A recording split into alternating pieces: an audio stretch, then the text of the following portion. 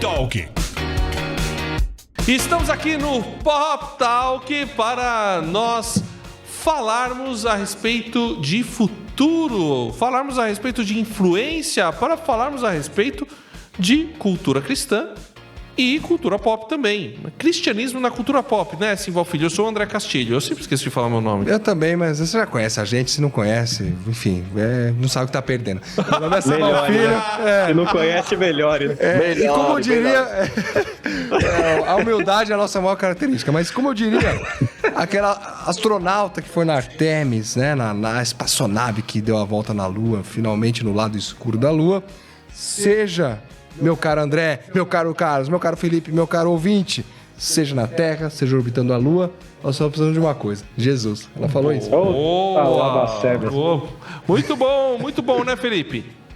Com certeza, estamos aqui novamente para mais um dia de trabalho daqueles, mas com felicidade, alegria, né? Estar com meus amigos e com vocês que estão nos ouvindo, né? Então, um cheiro aí, sintam-se abraçados aqui. Um abraço do Nordeste, caliente, né? Ah, muito bom. E eu dou um abraço hispânico À la distância. para meu amigo Carlos Pellerran. Diga, latino-americanos. Mais um programa e leia a Bíblia, estude, pra você entender que Deus é tudo e evitar É gafes, bom, né? Essa notícia dos astronautas aí, pelo amor de Deus, né? O pessoal apresentando um homem, um negro, um canadense. Eu falei, aí... pior apresentação da história. Então, por favor, não seja esse tipo de pessoa. Vá ler a Bíblia e trate todos iguais. Abraço. Eu não entendi bem, mas foi forte. Deu um hater na NASA aí, fácil. Hater da NASA, meu Deus. Tá, Não, que fase, já que cara. essa aqui é só fala off, não foi a NASA, foi a Globo dando a notícia. Estamos vendo aí um homem saindo da nave, um negro, a mulher e um canadense. Agora entendi. Dividiu em subcategorias os seres humanos, O pior é o último. E um canadense. Parecia o South Park apresentando.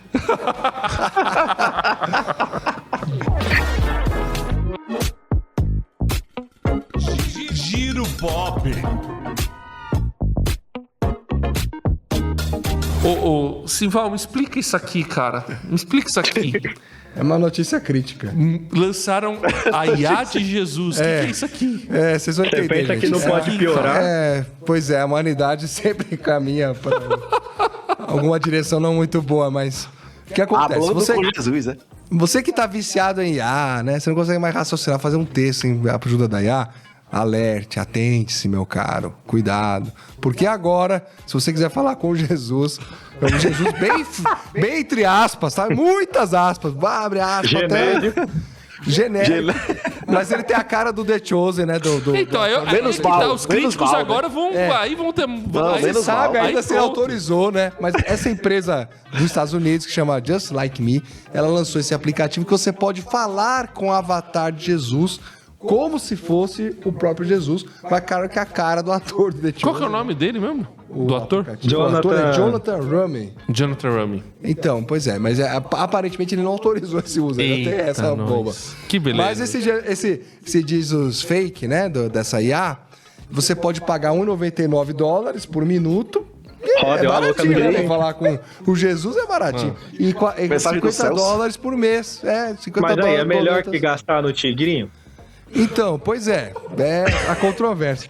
E você sabe que, depois de todo esse debate, olha só, um paralelo a isso, né? O Barna Group, que é o maior instituto de pesquisas, né, dos Estados Unidos, um dos mais sérios que faz pesquisas com os cristãos, olha o que eles revelam, que ele já revela, que 30% mais ou menos dos cristãos dos Estados Unidos, eles já confiam mais na IA do que no aconselhamento pastoral, por exemplo. Olha que loucura que a gente tá caminhando, Mas, né? ó, imagine a hora que esses caras descobrirem que dá pra falar de graça com Jesus, né? Vai explodir a cabeça. Pois é, não. Então, quando eu descobri que Jesus tá acessível... E tem mais. Além do avatar de Jesus, que é o que gerou mais polêmica, claro, né? Tem também do Charles Kirk, pra você debater com ele, de pós-morte, né? Dele, né? Espero. Louco. E Papai Noel também. Não é brincadeira, gente. É notícia mesmo. Infelizmente. Então, daqui a pouco vai ter uma versão Coelho de Páscoa, E outras você coisas. Né? usando IA pra fazer TCC, os caras já estão replicando o aconselhamento aí, ó. Mind blow. Tem só um detalhe curioso, né? Não espanta isso pelos tempos que nós vivemos, mas tem um que já existia, um que é de Buda. Então, que aí você podia, né, falar com algum Buda, né? Sei lá qual Buda Tem que é presidente postando foto como Jesus, vamos pro próximo aí pra não dar muita polêmica. Vamos pro próximo, então. Finalmente, Felipe. The next. Finalmente, um anime da minha adolescência, Cavaleiros do Zodíaco, vai Olha. acabar?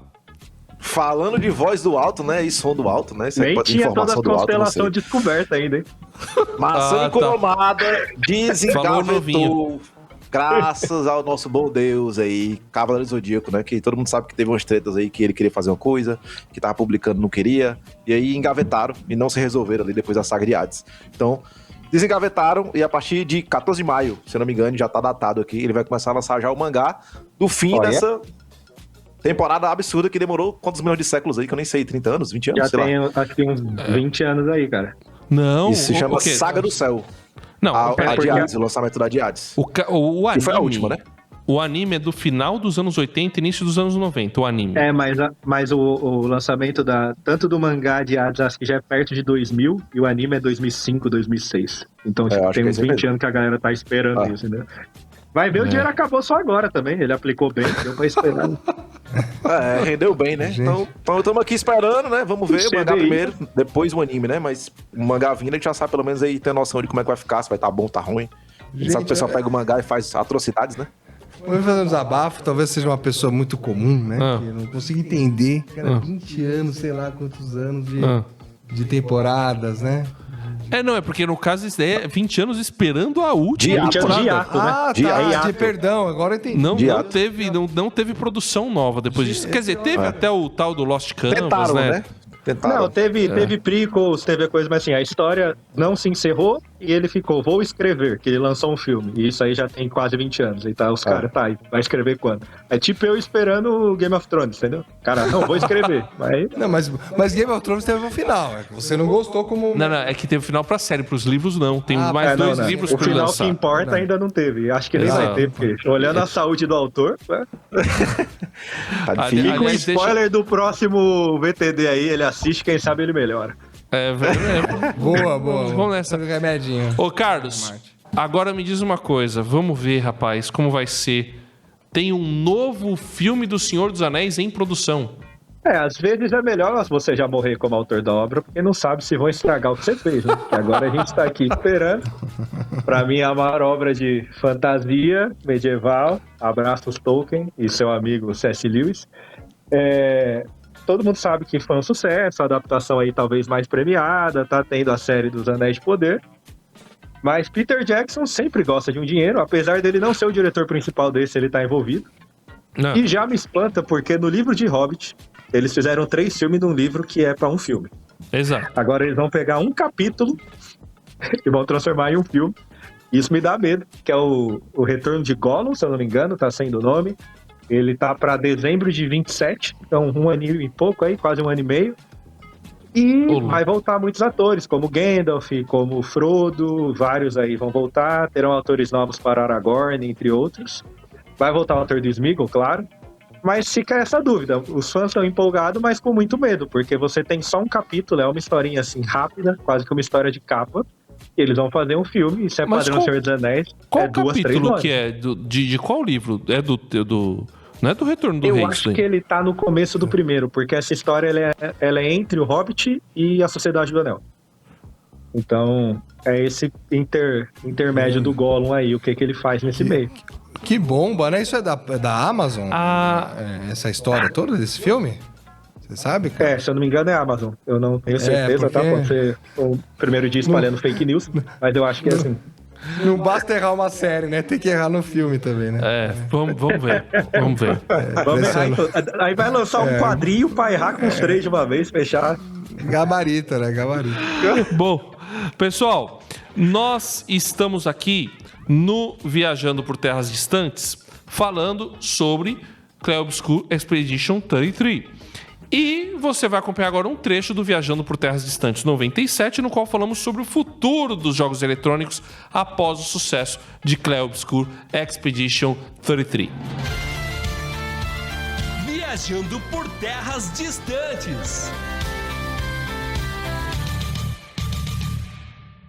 Eu queria que vocês comentassem aí como que para vocês essa repercussão, né, do Clair Obscur, como que ele influenciou, né, os demais jogos, porque a gente está falando de estética, de uma estética apurada, Sim. de temas muito profundos, que vão, né, além só da fantasia, né, mas tratam de questões internas nossas. E como que vocês avaliam essa recepção do jogo, tanto de crítica quanto de público? Porque muitas vezes o jogo tem uma boa crítica, mas não alcança um público maior. Então eu queria que vocês comentassem isso também.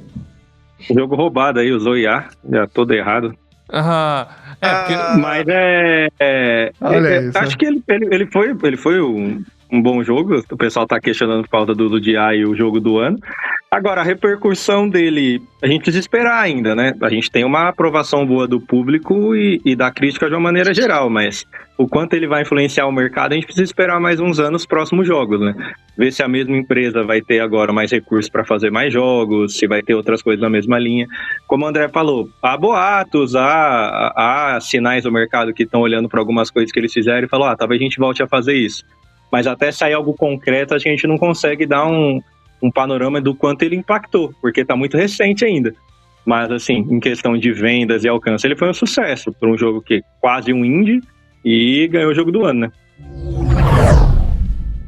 Foi realmente uma grande sensação e ficou esse negócio, né? Porque ele é um jogo, quando você vai jogar ele, você fala, esse jogo aqui, ele não chega... Tem algumas partes que ele parece um AAA, que são os jogos mais caros, né, os grandes jogos da indústria, né? Você teria algumas divisões, que é o AAA e o AA, que seriam jogos bem feitos, mas não chegam a ser, né, tão caros quanto os AAA.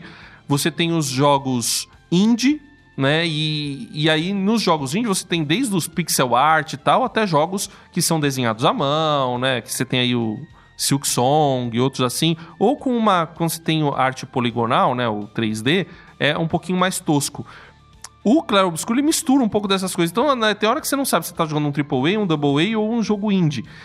Mas ele teria mais caráter... Eu não sei o que os dois acham aí, mas quando você assiste, ou quando você joga, você percebe umas pegadas de jogo indie, mas ele é considerado indie, principalmente porque ele teve um investimento baixo para um jogo AAA.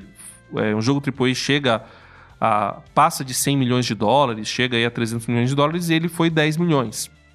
Que é muito dinheiro pra gente, né? E foram 30 pessoas. Baixo orçamento, só baixo uns milhões, orçamento. né? Mas aí dá pra fazer uns 3 Fate Battle só. Mais, eu bem mais.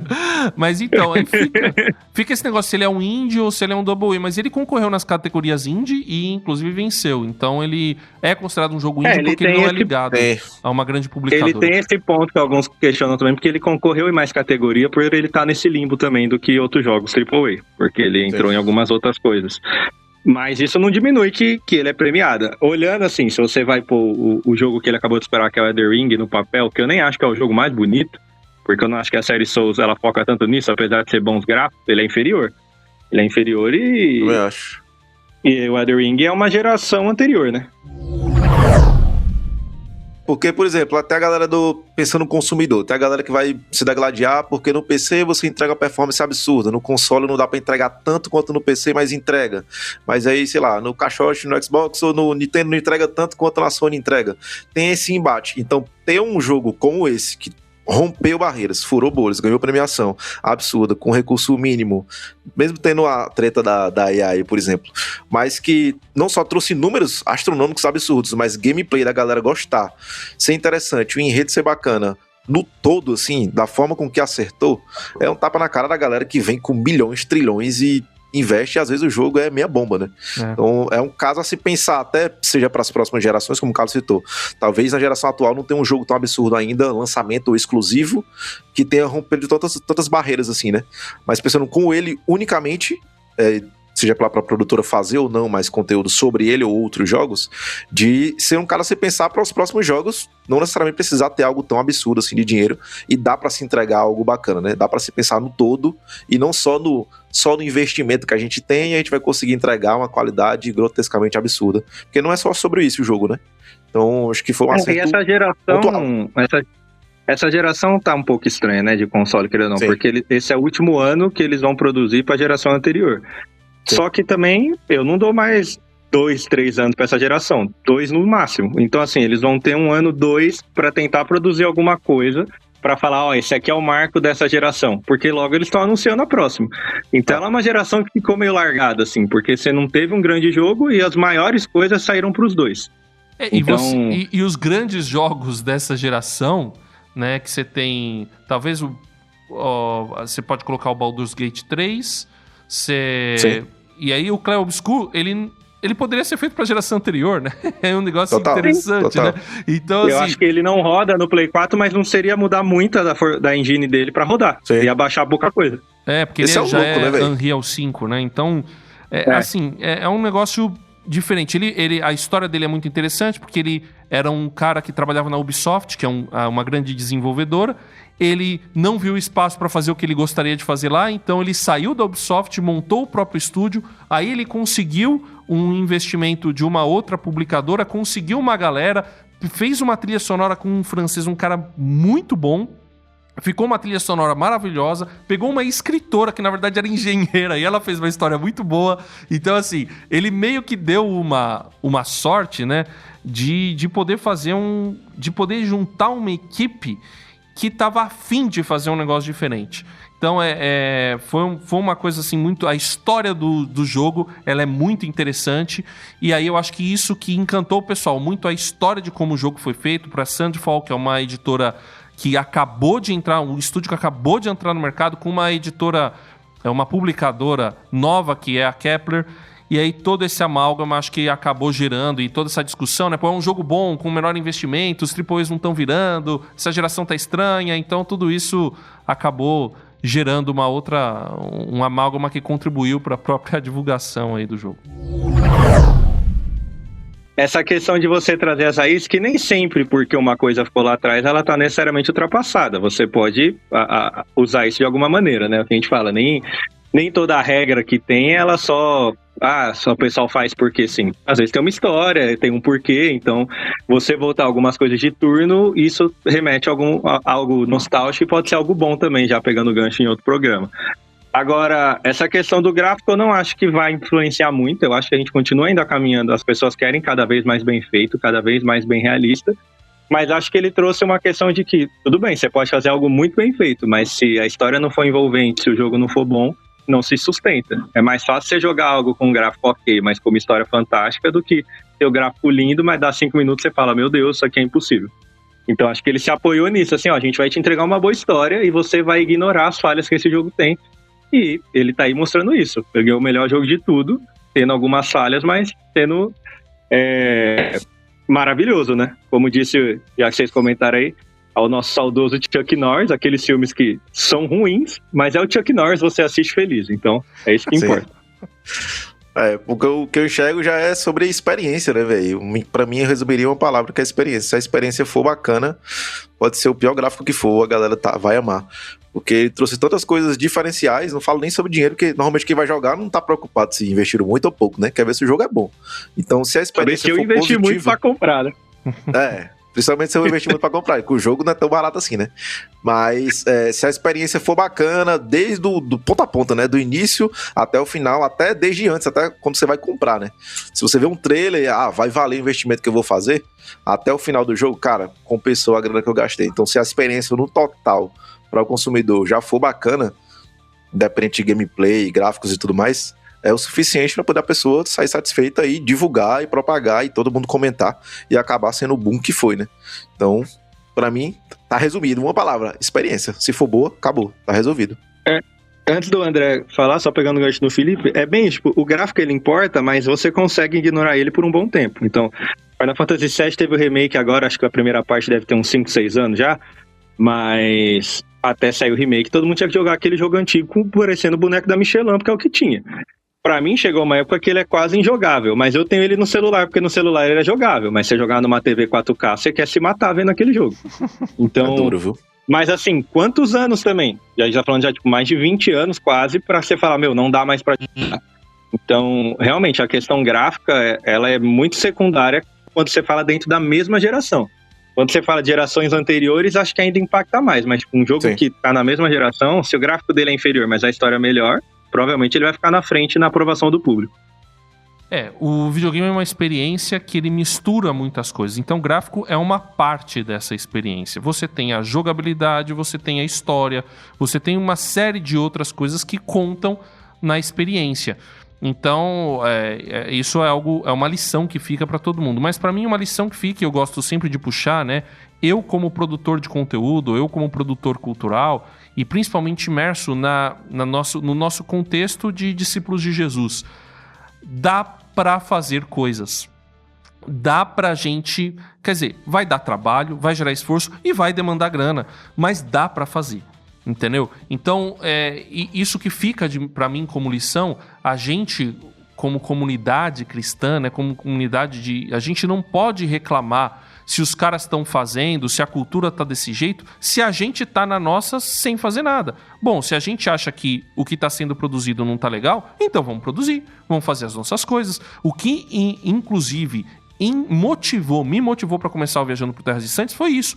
Eu ouvia algumas coisas, poxa, que coisa legal que esse pessoal tá fazendo, mas eu não concordo muito com a mensagem.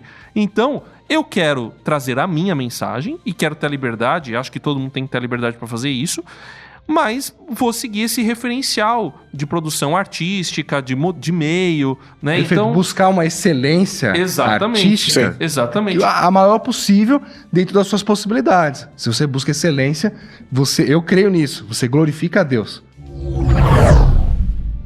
Acompanhe o episódio completo de Viajando por Terras Distantes nas plataformas digitais ou no site rtmbrasil.org.br.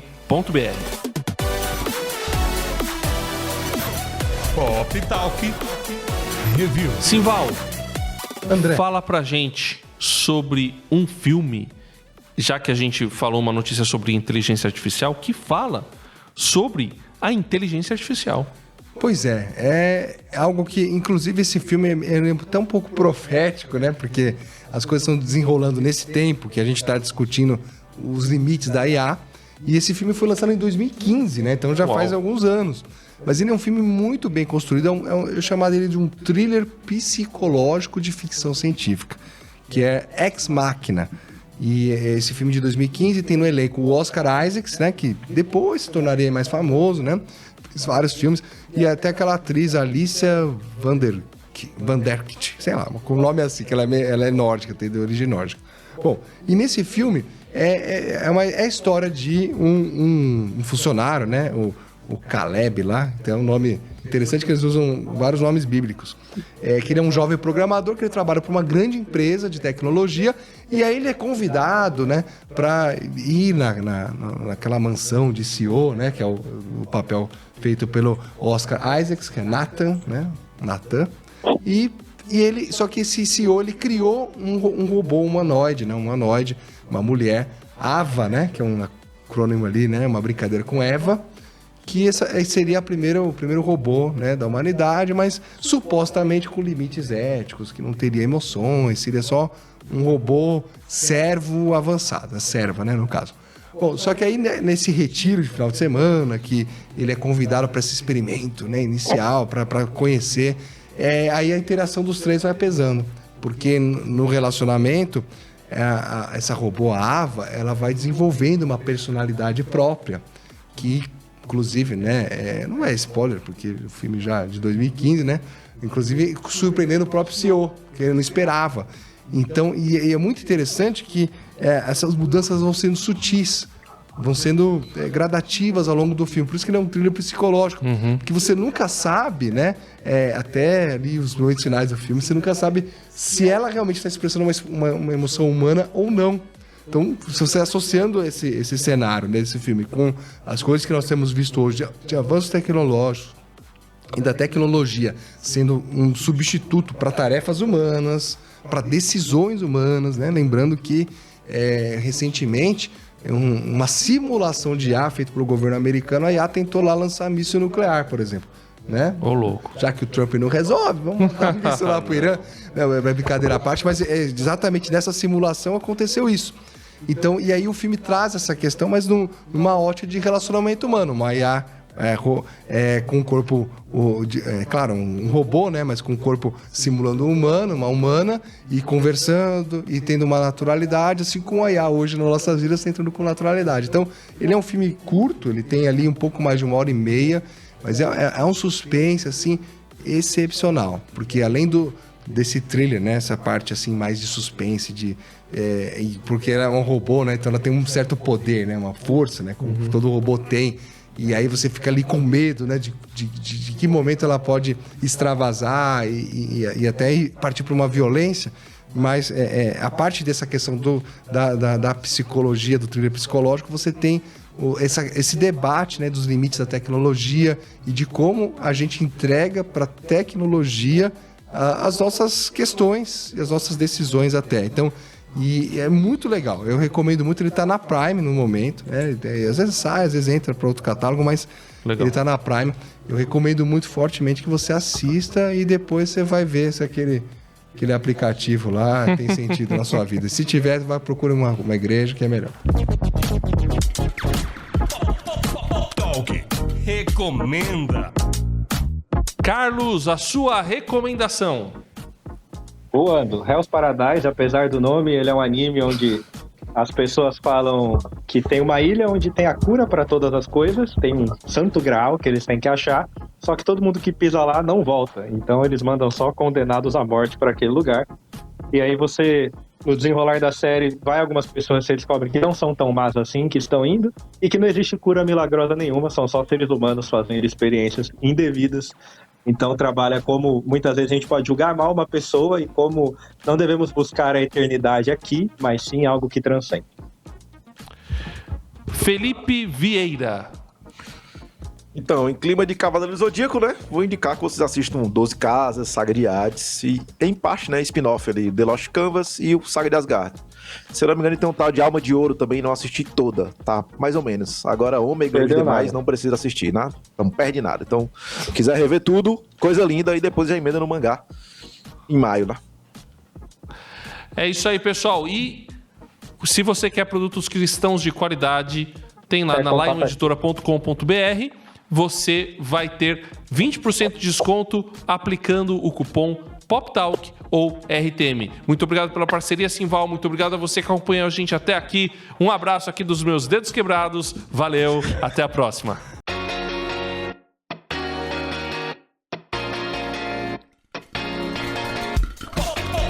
Talk.